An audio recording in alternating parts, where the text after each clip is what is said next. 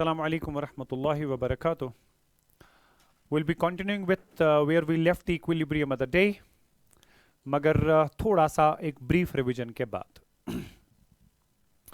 मैंने आपसे बेटा कल कहा whenever you talk about the reactions, there are broadly two types of reactions which take place. One is irreversible and the other is reversible. Irreversible reactions वो हुआ करती थी बेटा which take place in one direction only, that was forward direction, यानी कि reactant product में convert तो होता था मगर product वापस reactant में convert नहीं हुआ.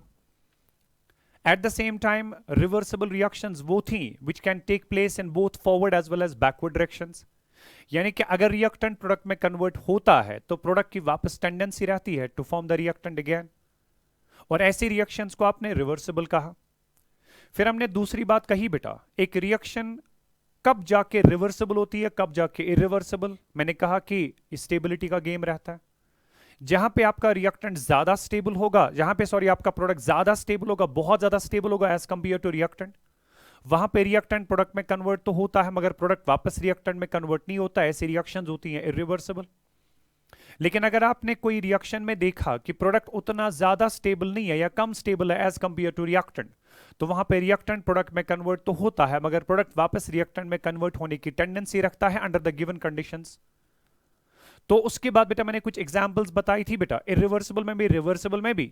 मगर इरिवर्सिबल में मैंने कहा कि 3 कैटेगरीज ऑफ रिएक्शंस ऐसी हैं which are exclusively irreversible in nature. Neutralisation between strong acid and strong base. Then we talked about the combustion reactions and I also talked about the precipitation reactions as well. और सारे cases में मैंने कुछ examples भी आपको बताई. उसके बाद मैंने आपसे कहा कि जो रिवर्सिबल रिएक्शंस होती हैं बेटा, इन रिवर्सिबल रिएक्शंस में इनिशियली चूंकि टाइम जब जीरो होता है रिएक्टेंट कॉन्सेंट्रेशन होती है मैक्सिमम. चूंकि किसी भी रिएक्शन की रेट यानी कि कोई भी रिएक्शन की स्पीड के साथ कैरी आउट होती है, it has got direct relationship with the concentration of reactants. चूंकि at T is equal to zero यानी कि अभी रिएक्शन जब शुरू नहीं हुई थी, so reactant concentration was maximum. चूंकि फॉरवर्ड रिएक्शन की रेट जो है वो रिएक्टेंट कॉन्सेंट्रेशन पे डिपेंड करती थी, तो इस वजह से rate was expected to be maximum. But at the same time बेटा जब बैकवर्ड रेट की बात करते हैं, चूंकि बैकवर्ड रिएक्शन के लिए आपका प्रोडक्ट ही रिएक्टेंट बनता है, चूंकि at T is equal to zero कुछ प्रोडक्ट था ही नहीं, तो that means backward reaction possible भी नहीं था, तो backward rate was zero, backward speed was zero. लेकिन उसके बाद हमने कहा as the time passes on, as we give some time to the reaction to take place, आपका रिएक्टेंट धीरे धीरे करके कन्वर्ट होता है इनटू प्रोडक्ट. रिएक्टेंट कॉन्सेंट्रेशन कम हो जाती है क्योंकि रेट ऑफ फॉरवर्ड रिएक्शन जो है that depends upon the concentration of reactants. जब रिएक्टेंट कॉन्सेंट्रेशन डिक्लाइन होता चला गया, rate of forward reaction also goes on decreasing, यानी कि फॉरवर्ड रिएक्शन धीरे धीरे करके स्लो कैरी आउट होती है. मगर जहां तक बैकवर्ड रिएक्शन की बात थी, विथ टाइम प्रोडक्ट ज्यादा बनता चला गया, क्योंकि प्रोडक्ट ही बैकवर्ड रिएक्शन का रिएक्टेंट था. सो जितना प्रोडक्ट की कॉन्सेंट्रेशन विथ टाइम ज्यादा बनी, उतना बैकवर्ड रिएक्शन तेजी से कैरी आउट होने लगी, यानी कि बैकवर्ड रेट ज्यादा हो गई.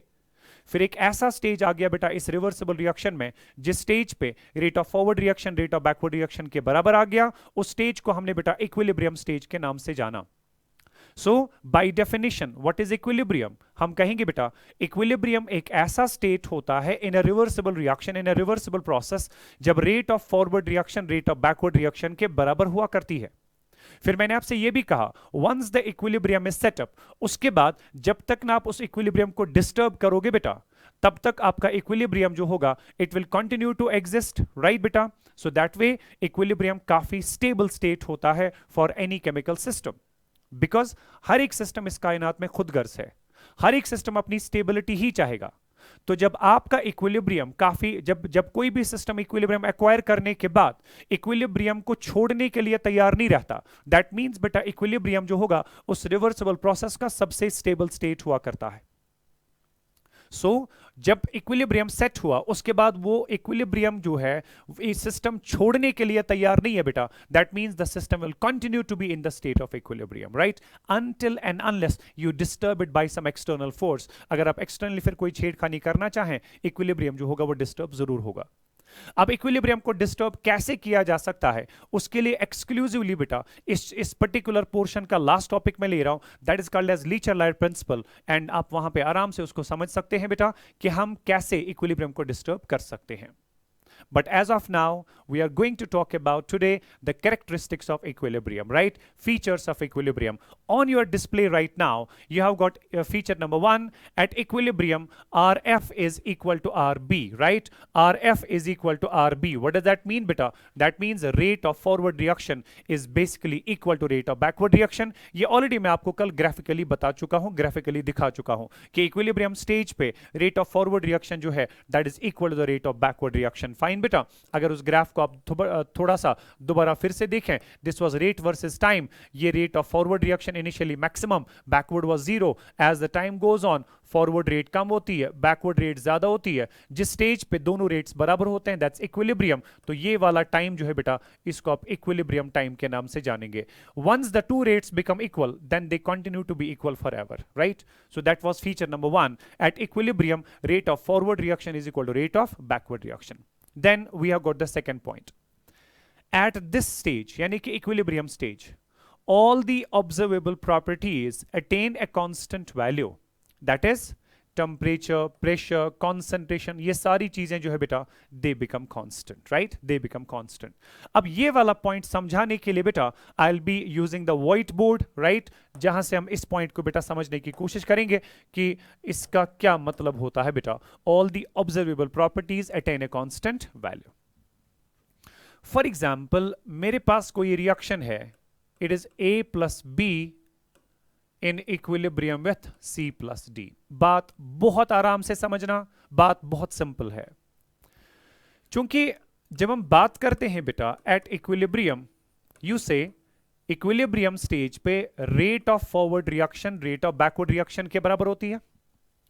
अब पहले आपको यह बात का मतलब समझना है, इसका क्या मतलब हुआ. Rate of forward reaction is called rate of backward. It means जिस स्पीड के साथ एक उस पॉइंट ऑफ टाइम पे जिस स्पीड के साथ फॉरवर्ड रिएक्शन कैरी आउट होती है, यानी कि जितना तेजी से आपका रिएक्टेंट प्रोडक्ट में कन्वर्ट होता है, उतनी ही तेजी से आपका प्रोडक्ट वापस रिएक्टेंट में कन्वर्ट हो जाता है. दैट्स व्हाट वी, मतलब इन द लेमैन्स लैंग्वेज. क्योंकि ये जो रेट का कॉन्सेप्ट है, ये क्लास 12th में एक फुल फ्लेज्ड चैप्टर इस पे है बेटा, ठीक है? और वहां पे आपको ये बहुत आसानी से समझाया जाएगा, मगर इस वक्त समझना आपके लिए थोड़ा सा दिक्कत है. इसीलिए मैं आपको सिर्फ इतना बता रहा हूं कि बिल्कुल एक लेमैन लैंग्वेज में समझिए रेट का मतलब क्या है.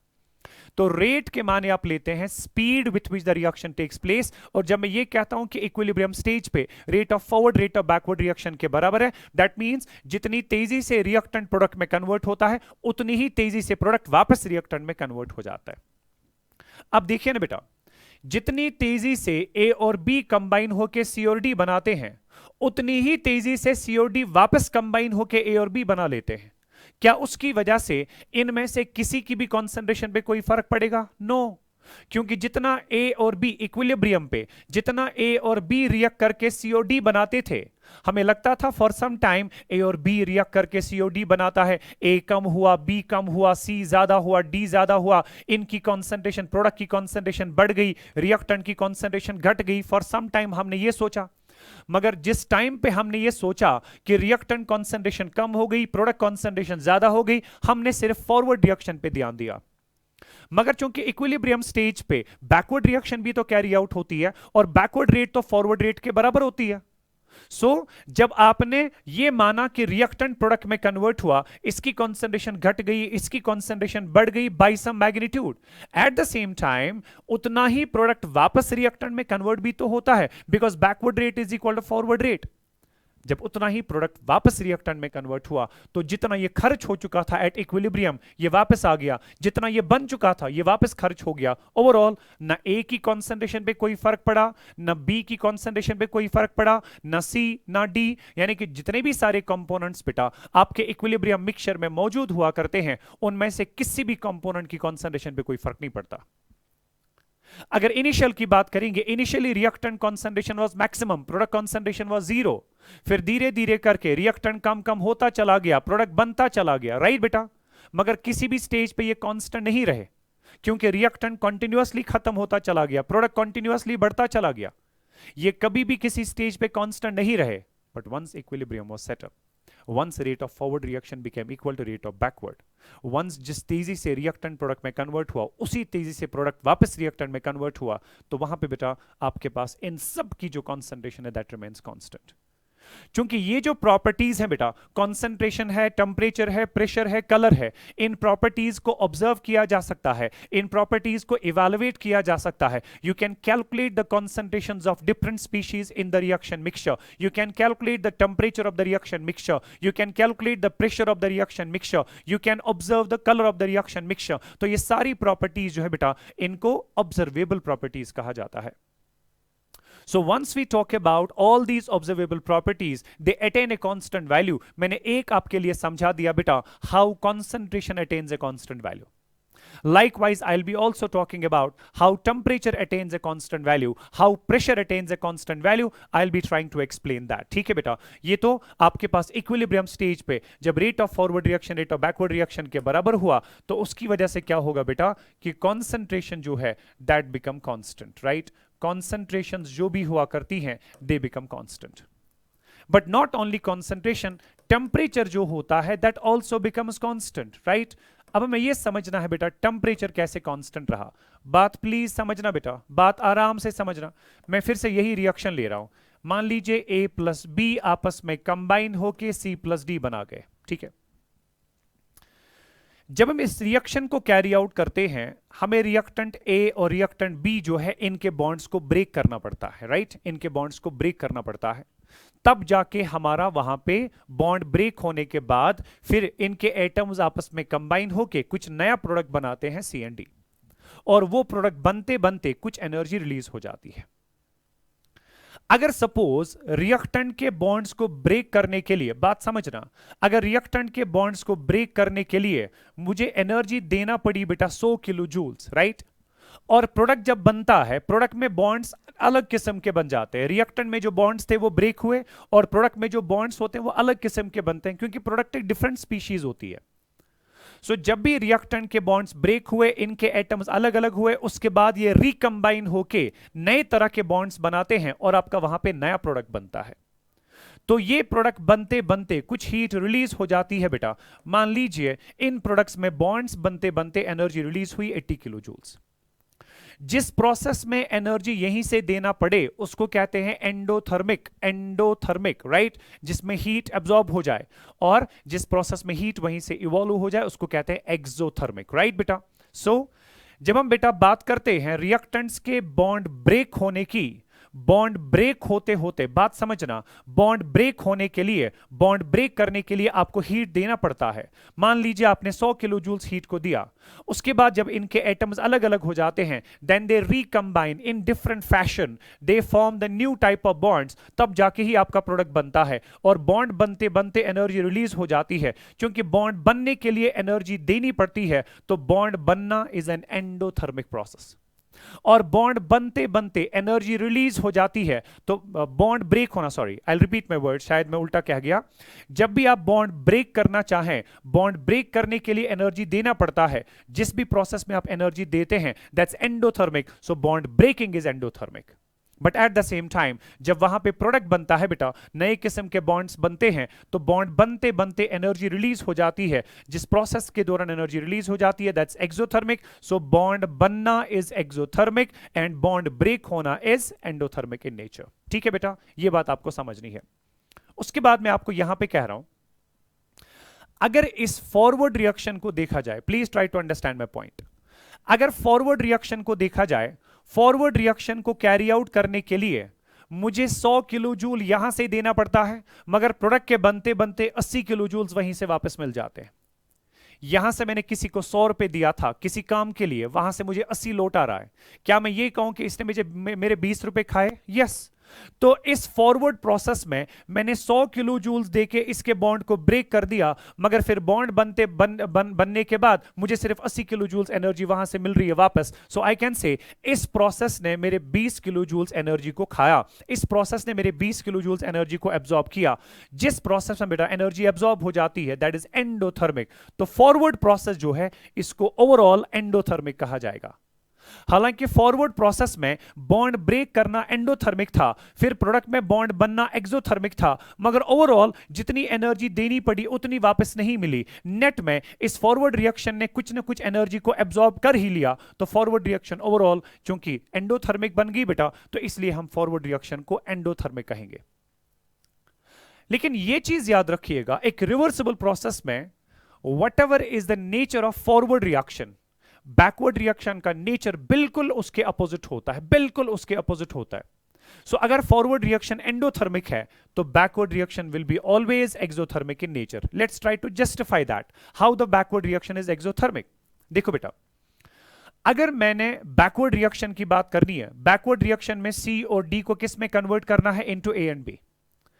तो सी और डी को ए एंड बी में कन्वर्ट करने के लिए पहले सी और डी के वो बॉन्ड्स ब्रेक करने हैं जो बने थे जब सी और डी बन चुका था। क्योंकि जब सी और डी में उन बॉन्ड्स को आपने ब्रेक करना है जो वहां पे बन चुके थे, तो उन बॉन्ड्स को ब्रेक करने के लिए बराबर उतनी ही हीट देनी पड़ती है जितना कि उनके बनते वक्त रिलीज हो चुकी थी।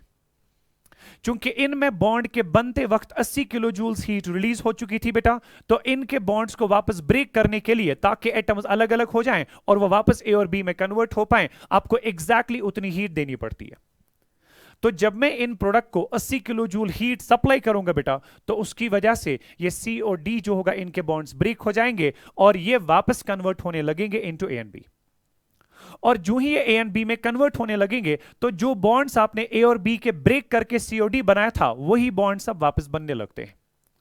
क्योंकि उन बॉन्ड्स को ब्रेक करने के लिए 100 किलो जूल्स हीट लग गया था, अब जब वो बॉन्ड्स नए सिरे से बन रहे हैं तो 100 किलो जूल्स हीट वहां पे रिलीज होगा, बिकॉज बॉन्ड बनना इज एक्सोथर्मिक।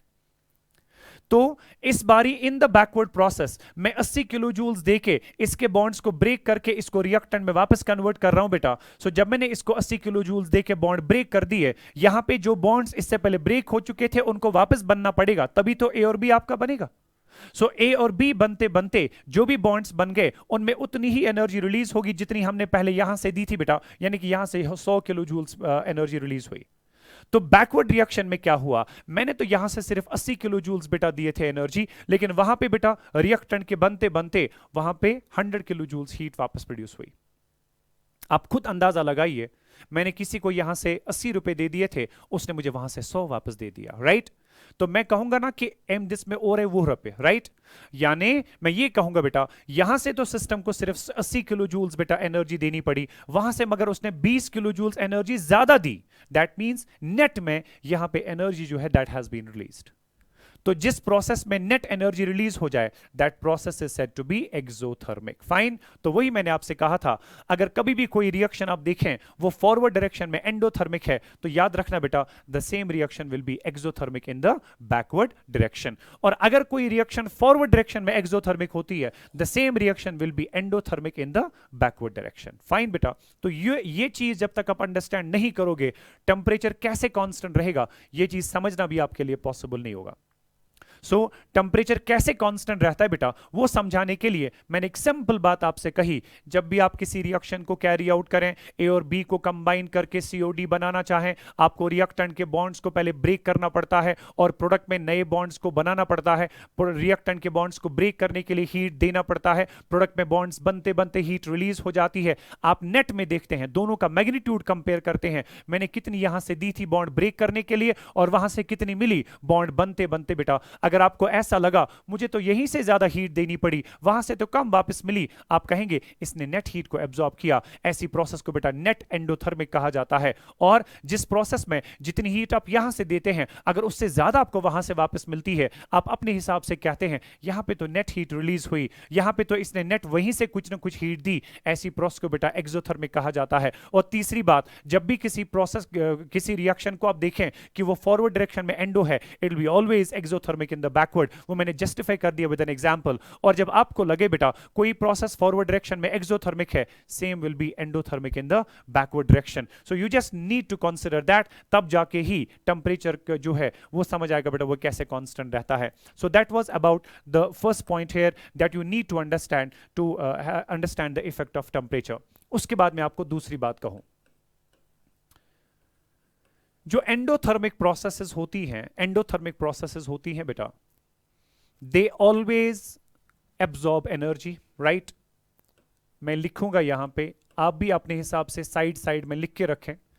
जो एंडोथर्मिक रिएक्शंस होती हैं, they always absorb energy, they always absorb heat, right. और हीट एब्जॉर्ब करने के बाद वो उसको यूटिलाइज करते हैं, वो बॉन्ड ब्रेकिंग में उसको यूटिलाइज कर देते हैं, ठीक है। तो वो यूटिलाइज करते हैं बेटा हीट को, राइट। एब्जॉर्ब एनर्जी एब्जॉर्ब करने के बाद या हीट एब्जॉर्ब करने, जो एंडोथर्मिक रिएक्शंस में एनर्जी एब्जॉर्ब होती है बेटा, बेटर टू राइट, वो हीट एब्जॉर्ब करते हैं, ठीक है। और जो भी हीट वो एब्जॉर्ब करते हैं वो उसको यूटिलाइज भी करते हैं, मतलब खर्च भी करते हैं, ठीक है। ये चीज याद रखिएगा। अगर सपोज आप विंटर सीजन की बात करें, अब तो माशाल्लाह समर आने लगा, विंटर सीजन में जब हमारे घर वाले हमें वो हॉट रबर बॉटल दिया करते थे, right, because they don't trust us with कांगड़ीज, क्योंकि हमने बहुत बार जो है अपना बिस्तरा जलाया हुआ है, ठीक। अब जो भी हमारे पास वो हॉट रबर बॉटल होती है, बात आराम से समझना, जब आप अपने ठंडे पैर उस पे रखते हैं, राइट, उस पे रखते हैं, तो आप बेटा उसकी हीट को खर्च कर देते हैं, राइट। तो हीट खर्च होने की वजह से क्या उसका टेम्परेचर, उस रबर बॉटल का टेम्परेचर घटता है कि बढ़ता है? घटता है, याद रखना, ठीक है। तो जो भी एंडोथर्मिक प्रोसेसेस होती हैं उनमें हीट यूटिलाइज हो जाती है। हीट जब भी यूटिलाइज हो जाएगी, please remember, they always lead to decrease in temperature, they always lead to decrease in temperature. इसी तरह से जो भी प्रोसेसेस एक्सोथर्मिक हुआ करती हैं, दे always produce heat. Exothermic processes जो भी हैं बेटा, दे ऑलवेज प्रोड्यूस हीट। जैसे आप कंबस्शन रिएक्शंस की बात करते हैं, दे ऑलवेज प्रोड्यूस हीट। मगर जब भी आप किसी फ्यूल को बर्न करते हैं, हीट प्रोड्यूस करते करते क्या वहां पे टेम्परेचर बढ़ता है कि घटता है? टेम्परेचर बढ़ता है। So they always produce heat, और हीट प्रोड्यूस करने की वजह से they always lead to increase in temperature. ये बात आपको बेटा जहन में पूरी तरह से बिठानी है कि जिस भी प्रोसेस में हीट यूटिलाइज हो जाती है उसकी वजह से टेम्परेचर घटता है, और जिसकी वजह से हीट प्रोड्यूस होती है that always leads to increase in the temperature. Fine बेटा। सो एंडोथर्मिक रिएक्शंस में चूंकि हीट यूटिलाइज होती है, they always lead to decrease in the temperature. Exothermic reactions में हीट प्रोड्यूस होती है, they always lead to increase in the temperature. I will go back to my reaction now. मेरे पास reaction ये थी, A plus B was in equilibrium with C plus D, ठीक है बेटा। अभी हमने माना था कि फॉरवर्ड रिएक्शन मान लीजिए एंडोथर्मिक है, तो बैकवर्ड में क्या होगी? Obviously exothermic. तो अगर ये रिएक्शन फॉरवर्ड डायरेक्शन में एंडोथर्मिक है, that means the forward reaction is utilising heat, और उस हीट के यूटिलाइज होने की वजह से the forward reaction is leading to decrease in temperature. So ये जो फॉरवर्ड रिएक्शन यहां पे हो रही है बेटा, ठीक है, जो फॉरवर्ड रिएक्शन है it is leading to decrease in temperature, leading to decrease in temperature. मगर जो बैकवर्ड रिएक्शन है दैट इज एक्सोथर्मिक, और जो एक्सोथर्मिक रिएक्शंस होती हैं they produce heat and they lead to increase in temperature. यानी कि जो बैकवर्ड रिएक्शन यहां पे है it is leading to increase in temperature. चूंकि backward reaction is leading to increase in temperature, forward reaction is leading to decrease in temperature. क्योंकि equilibrium stage पे rate of forward rate of backward reaction के बराबर होती है।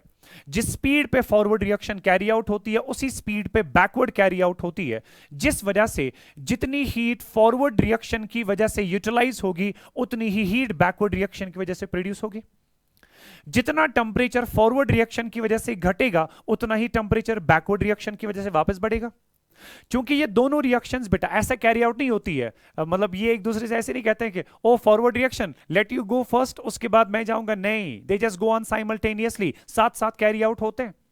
क्योंकि rate of forward rate of backward reaction के बराबर होने की वजह से और साथ साथ कैरी आउट होने की वजह से जो भी हीट वहां से यूटिलाइज हुई थी उतनी हीट यहां से वापस प्रोड्यूस हुई। जो भी टेम्परेचर वहां से घटा था उतना टेम्परेचर वापस बढ़ गया, ओवरऑल टेम्परेचर पे कोई फर्क नहीं पड़ता। यानी कि इक्विलिब्रियम स्टेज पे बेटा टेम्परेचर जो होता है दैट रिमेन्स कांस्टेंट। ये आपके पास सेकंड पॉइंट था बेटा कि मैंने कहा था कॉन्सेंट्रेशंस रिमेन कांस्टेंट, वो मैंने समझा दिया कैसे। टेम्परेचर रिमेन्स कांस्टेंट, वो मैंने समझा दिया कैसे। इससे पहले कि मैं प्रेशर पे आ जाऊं बेटा, एक इंपॉर्टेंट पॉइंट यहां पे मुझे याद आ गया, वो ये कि अब जो भी कॉन्सेंट्रेशंस इक्विलिब्रियम स्टेज पे कांस्टेंट रहती हैं उन कॉन्सेंट्रेशंस को कहते हैं इक्विलिब्रियम कॉन्सेंट्रेशंस, राइट बेटा। And please remember equilibrium concentrations are always constant in a reaction at equilibrium stage.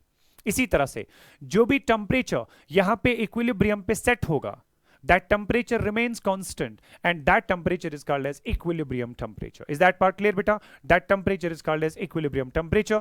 आगे बढ़ेंगे, अब देखते हैं कि प्रेशर जो है वो कैसे कांस्टेंट रहता है. मान लीजिए बेटा मेरे पास कोई रिएक्शन है like this. It's PCl5 as a gas in equilibrium with PCl3 as gas plus we have Cl2 as gas. ठीक है, ये मेरे पास बेटा कोई रिएक्शन है और इस रिएक्शन को मैंने एक क्लोज्ड वेसल में कैरी आउट किया है. ठीक है, एक क्लोज्ड वेसल में मैंने इसमें PCl5 पहले इंट्रोड्यूस किया, फिर जाके वो सारी रिएक्शन कंडीशंस दी जिन कंडीशंस में ये PCl5 डिकम्पोज होके PCl3 और Cl2 बना लेता है.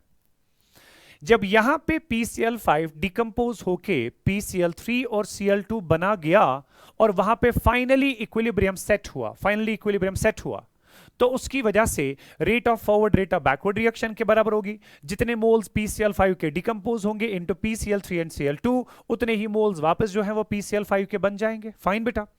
जब यहां पे हर नंबर ऑफ मोल जितने इसके कन्वर्ट होते थे इनटू प्रोडक्ट उतने ही वापस आ गए, तो उसकी वजह से बेटा सबके नंबर ऑफ मोल जो है वो कांस्टेंट रहेंगे, किसी के नंबर ऑफ मोल्स पे कोई फर्क नहीं पड़ेगा. तो एट इक्विलिब्रियम PCl5 जो है, मान लीजिए मैं इसके मोल्स को बेटा ट्राइंगल से रिप्रेजेंट कर रहा हूं, इसके मॉलिक्यूल्स को ट्राइंगल से रिप्रेजेंट कर रहा हूं. मान लीजिए इसके मॉलिक्यूल्स को मैं सर्कल से रिप्रेजेंट कर रहा हूं. मान लीजिए इसके मॉलिक्यूल्स को बेटा लेट इट बी मैं स्क्वायर से रिप्रेजेंट कर रहा हूं. राइट. जब यहां पे इक्विलिब्रियम सेट हुआ इन दिस क्लोज्ड वेसल, तो यहां पे बेटा कुछ मॉलिक्यूल्स PCl5 के भी थे, कुछ मॉलिक्यूल्स PCl3 के भी थे, कुछ मॉलिक्यूल्स यहां पे Cl2 के भी थे. राइट बेटा. इस तरह से यहां पे हर एक सबस्टेंस के कुछ ना कुछ मॉलिक्यूल्स मौजूद थे.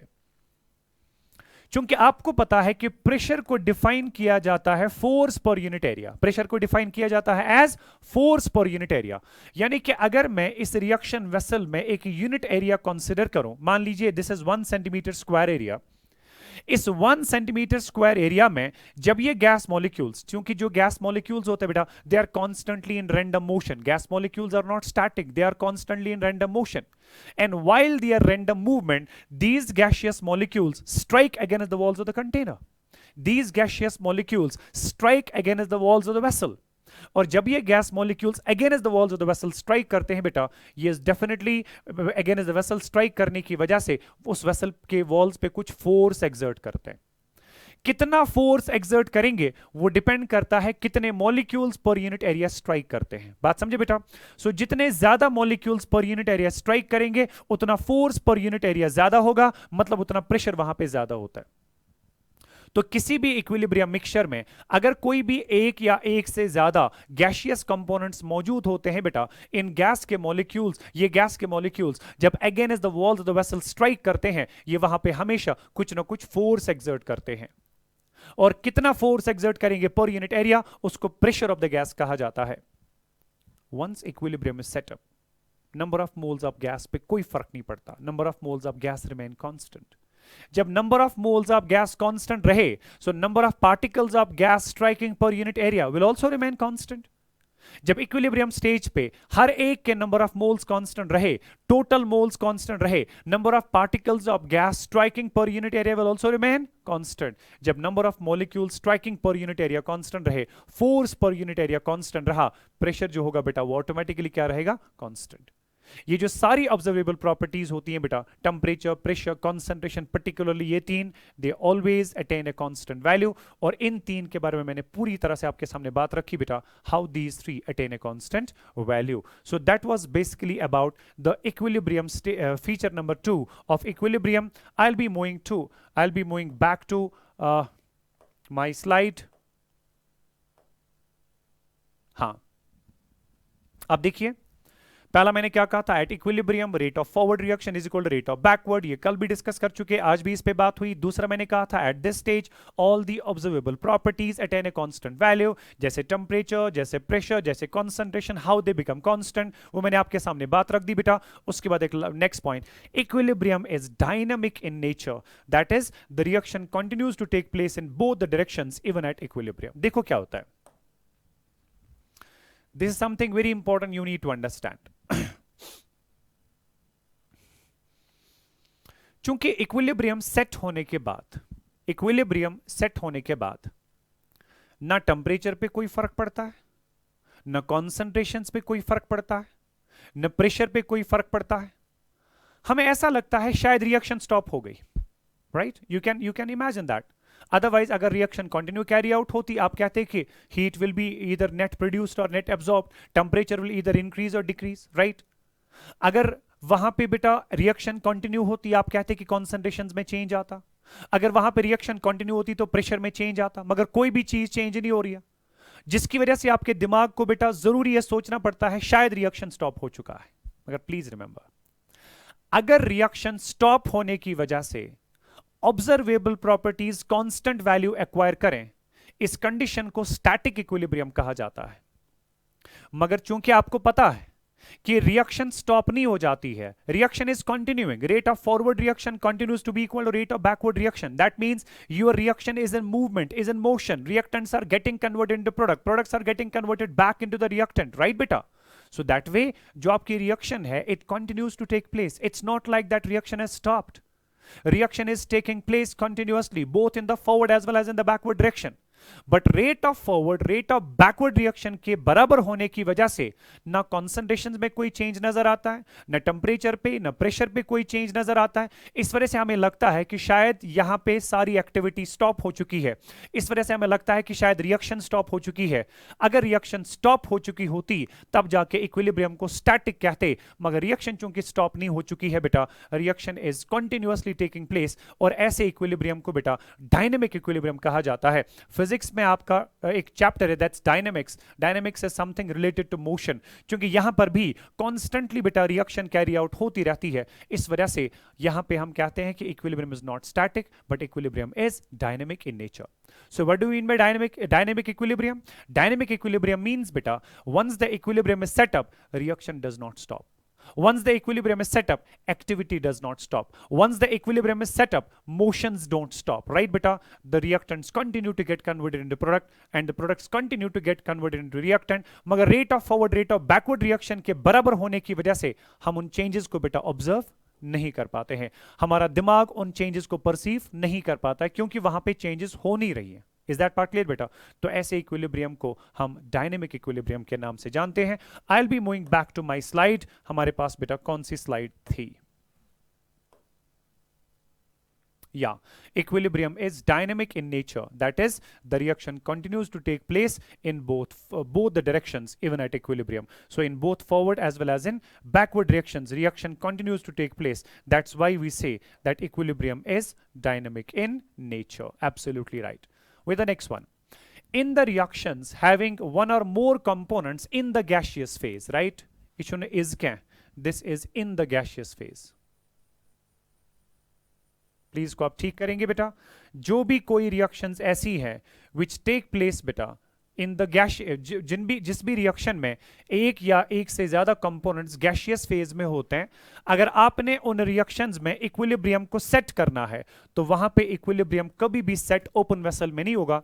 Reaction equilibrium can only be attained in the closed vessels. Fine, now the point is why. ठीक है, ये मान लीजिए बेटा मैंने एक इक्विलिब्रियम लिया like this, it's calcium carbonate solid in equilibrium with calcium oxide solid plus we have carbon dioxide gas, CO2 gas. Okay, इस रिएक्शन को मैंने ओपन वेसल में कैरी आउट करना चाहा। ओपन वेसल में कैरी आउट करने के लिए मुझे पहले रिएक्टेंट को लेना पड़ा। मेरे पास कैल्शियम कार्बोनेट सॉलिड था। ठीक, अब कैल्शियम कार्बोनेट सॉलिड लेने के बाद मैंने इसको बेटा वो रिक्वायर्ड टेम्परेचर दे दिया, वो सारी कंडीशंस दे दी जिन कंडीशंस में रिएक्शन कैरी आउट होती है, और ये रिएक्शन जो है स्टार्ट हुई और ये कन्वर्ट होने लगी इनटू कैल्शियम ऑक्साइड और ये कार्बन डाइऑक्साइड बनाने लगा। But carbon dioxide being a gas, reaction vessel चूंकि ओपन है, carbon dioxide being a gas it will escape out. बाकी कैल्शियम ऑक्साइड सॉलिड है, it will remain there, calcium carbonate solid है, it will remain there. मगर carbon dioxide gas होने की वजह से तो एस्केप हो जाएगा, और जब carbon dioxide as a gas वहां से रिएक्शन मिक्सचर से एस्केप हो गया बेटा, तो बैकवर्ड रिएक्शन में यही दो कंबाइन होके कैल्शियम कार्बोनेट तो बनाते थे।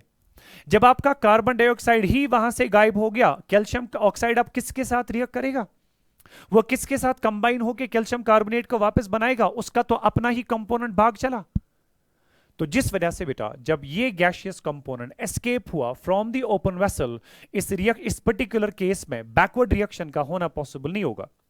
सो दैट वे ये रिएक्शन जो है सिर्फ फॉरवर्ड डायरेक्शन में कैरी आउट होगी बेटा, ये रिएक्शन बैकवर्ड डायरेक्शन में कैरी आउट नहीं हो सकती है, क्योंकि बैकवर्ड रिएक्शन को कैरी आउट होने के लिए कैल्शियम ऑक्साइड और कार्बन डाइऑक्साइड को आपस में रिएक्ट कराना था, लेकिन चूंकि कार्बन डाइऑक्साइड ओपन वेसल होने की वजह से भाग चला, तो वहां पे अनअवेलेबिलिटी ऑफ कार्बन डाइऑक्साइड की वजह से रिएक्शन बैकवर्ड डायरेक्शन में नहीं जा सकती। जब अगर आप चाहते हैं नहीं मुझे इस रिएक्शन में इक्विलिब्रियम मेंटेन करना है, एक ही तरीका है कि रिएक्शन वेसल को क्लोज कर दीजिएगा।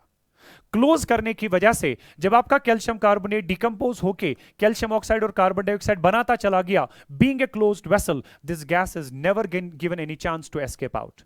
जब कार्बन डाइऑक्साइड को बाहर जाने का मौका ही नहीं दिया गया, it always remain there inside the reaction vessel. उसकी वजह से बेटा ये दोनों आपस में कंबाइन होके वापस कैल्शियम कार्बोनेट बना सकते हैं और आपकी रिएक्शन जो होगी that will be reversible in nature. Point फिर से पढ़िए, in the reactions having one और more components in the gaseous phase, right, equilibrium can only be attained in closed vessels rather than open vessels. Is that part clear beta? Then we can the next point, equilibrium can be attained from either of the ends. इसका मतलब क्या होता है? इसका मतलब ये होता है बेटा, अगर आपने कैल्शियम कार्बोनेट को हीट करके, राइट बेटा, कैल्शियम ऑक्साइड और कार्बन डाइऑक्साइड बना दिया, राइट, तो आपने इस पर्टिकुलर कंपोनेंट से रिएक्शन को शुरू किया था। आपने पहले कैल्शियम कार्बोनेट के लिया था क्योंकि ये तो मेरा रिएक्टेंट है, फिर ये कैल्शियम कार्बोनेट जो है कन्वर्ट हो गया into calcium oxide and carbon dioxide और मेरा इक्विलिब्रियम वहां पे सेट हुआ, राइट, मेरा इक्विलिब्रियम वहां पे सेट हुआ। मगर प्लीज याद रखना, चूंकि मैंने आपसे कहा हुआ है कि रिवर्सिबल रिएक्शंस में जो रिएक्टेंट्स और प्रोडक्ट्स हैं उनकी स्टेबिलिटीज में कोई ज्यादा फर्क नहीं होता, तो जिन कंडीशंस में आपका रिएक्टेंट प्रोडक्ट में कन्वर्ट हो जाता है उन्हीं कंडीशंस में आपका प्रोडक्ट वापस रिएक्टेंट में भी कन्वर्ट हो सकता है। सो दैट वे अगर मैं कैल्शियम कार्बोनेट के बजाय रिएक्शन को शुरू करूंगा with calcium oxide and carbon dioxide, calcium oxide solid and carbon dioxide gas, they will definitely combine to form the calcium carbonate और यहां पर भी इक्विलिब्रियम सेट होगा। यानी कि आप इक्विलिब्रियम को सेट करें starting with the reactant side या इक्विलिब्रियम को सेट करें starting with the product side, आप तब भी बेटा इक्विलिब्रियम को एस्टैब्लिश कर सकते हैं। उसी को कहते हैं equilibrium can be attained from either of the ends. That means whether you start with the reactant side और you start with the product side, आपको हमेशा बेटा इक्विलिब्रियम जो होगा वो जरूर अटेन होगा, बिकॉज रिवर्सिबल रिएक्शंस में रिएक्टेंट और प्रोडक्ट की स्टेबिलिटीज में कोई ज्यादा फर्क नहीं हुआ करता है। So that was about one more thing, one more feature, equilibrium can be attained from either of the ends, right. I will take the next one. Catalyst does not change the equilibrium position but attains the equilibrium at a faster rate, right? जब भी आप किसी reaction में catalyst को बेटा use करें उसकी वजह से इक्विलिब्रियम जो है उसके कंपोजिशन पे कोई फर्क नहीं पड़ता। कैटलिस्ट की वजह से आपका प्रोडक्ट ज्यादा नहीं बनेगा, कैटलिस्ट की वजह से आपका रिएक्टेंट कम नहीं हो जाएगा, राइट बेटा। कैटलिस्ट की वजह से इक्विलिब्रियम कंपोजिशन वैसा ही रहता है जैसा कि कैटलिस्ट के बगैर होता था, मगर कैटलिस्ट से सिर्फ एक चीज होता है बेटा, इसकी वजह से आपका इक्विलिब्रियम जो है वो जल्दी से अटेन हो जाता है। सो अगर किसी इक्विलिब्रियम को एक्वायर होने में मान लीजिए 10 घंटे लगते थे विदाउट कैटलिस्ट, विथ कैटलिस्ट यही इक्विलिब्रियम जो है बेटा 10 मिनट में एस्टैब्लिश हो जाता है। सो दैट वे जो कैटलिस्ट होता है it does not change the equilibrium composition, right. मान लीजिए बेटा मेरे पास कोई इक्विलिब्रियम था ये A+B in equilibrium with C+D, right. जब मैंने इसमें इक्विलिब्रियम सेट किया, इक्विलिब्रियम स्टेज पे देखा मैंने इसका 1 मोल मौजूद था, इक्विलिब्रियम स्टेज पे देखा मैंने इसके 2 मोल्स मौजूद थे, मैंने इसका देखा इसके 1.5 मोल्स मौजूद थे, मैंने इसका देखा बेटा इसके 2.5 मोल्स मौजूद थे इक्विलिब्रियम स्टेज पे। अब अगर मैं इसी रिएक्शन को कैरी आउट करूं बेटा, ठीक है, उतना ही अमाउंट A का लूं, उतना ही अमाउंट B का लूं स्टार्ट में, फिर जाके बेटा वहां पे कैटलिस्ट का इस्तेमाल करूं, फिर से इक्विलिब्रियम को एस्टैब्लिश करूं in presence of catalyst.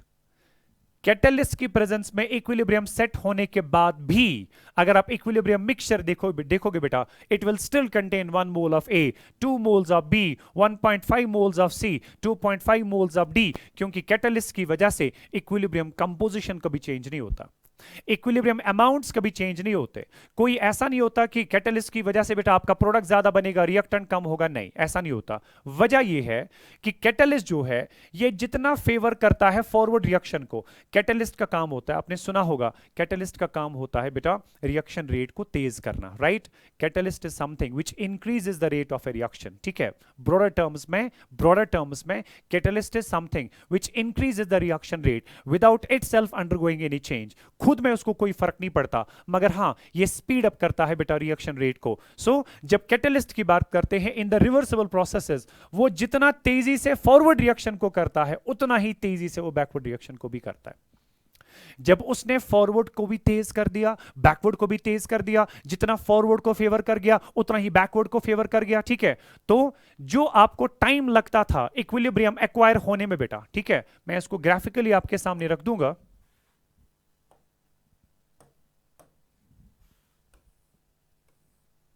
Okay, ये आपके पास रेट वर्सेस टाइम था। This was basically the graph without catalyst, right, और that was my equilibrium position. This is without catalyst,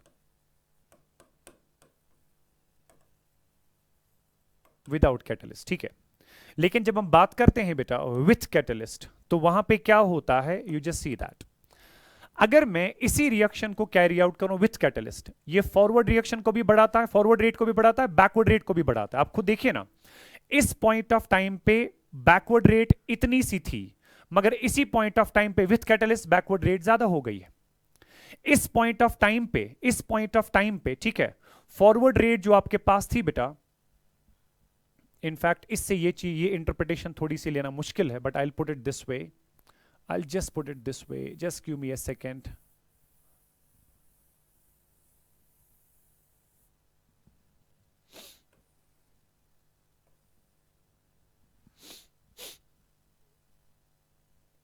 I'll have concentration versus time graph. ठीक है, I'll be having concentration versus time graph. उससे इस चीज को समझना बहुत आसान रहता है, ठीक है।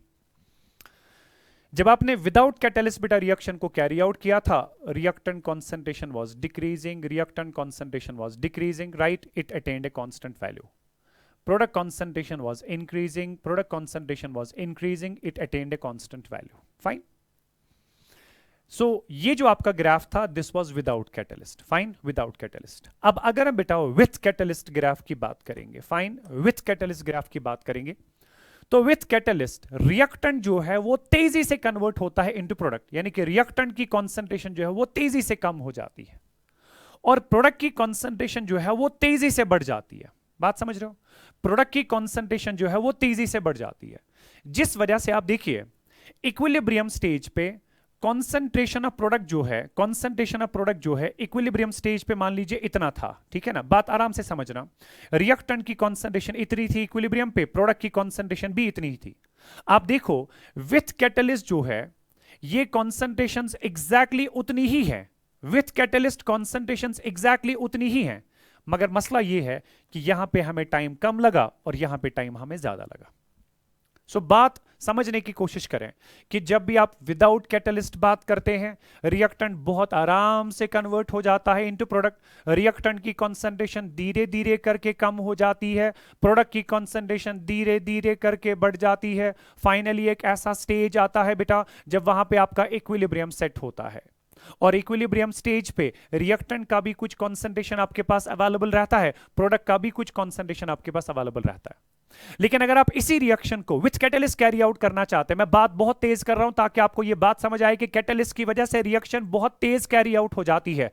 तो जो ही मैं बेटा विथ कैटलिस्ट इस रिएक्शन को कैरी आउट करता हूं, so this is with catalyst now, right. Catalyst क्या करता है, वो तेजी से रिएक्टेंट्स को प्रोडक्ट्स में कन्वर्ट करेगा, तेजी से प्रोडक्ट को वापस रिएक्टेंट्स में कन्वर्ट कर देता है। जब उसने रिएक्टेंट कॉन्सेंट्रेशन को बेटा तेजी से घटा दिया, ठीक है बेटा, so rate of forward reaction जितनी तेजी से कैरी आउट हुई उतनी ही भी तेजी से बेटा उसने प्रोडक्ट को बढ़ा दिया, तो जब वहां पे रेट ऑफ फॉरवर्ड भी तेज हो गई, रेट ऑफ बैकवर्ड रिएक्शन भी तेज हो गई, वहां पे इक्विलिब्रियम जो है बहुत जल्दी से अटेन हो जाता है।